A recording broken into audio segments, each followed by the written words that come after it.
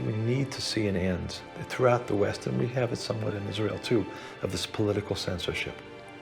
How can we be free people in an intellectual society of any significance if there are such important topics that are not allowed to talk about? That we're immediately accused to shut down the discussion of racism or Islamophobia. Let's be honest with ourselves about this.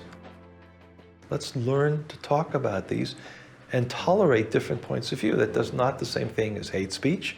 It's not the same thing as getting up and threatening or even using violence, but it does allow for a realistic analysis of what's going on. And I think the third thing which we talked about, which is most important in this, is stop being patronizing. Stop being neo-imperialistic.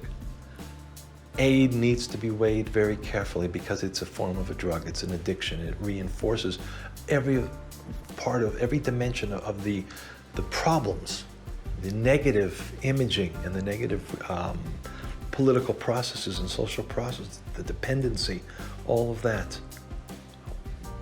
And I see it so strongly, specifically in Norway. Not only in Norway, I see it throughout Western Europe. But when I look at Norwegian Government Aid Agencies, I look at Norwegian Christian Aid Agencies, and I look how they function here, all of these problems, all of these myths and distortions are in there. And so I would say use that very, very carefully. Don't let it become an industry.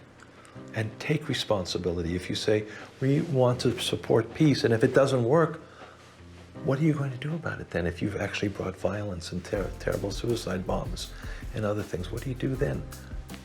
You can't just walk away because you have parenthood on it, you have responsibility. So don't go into it unless you think about also what might happen afterwards.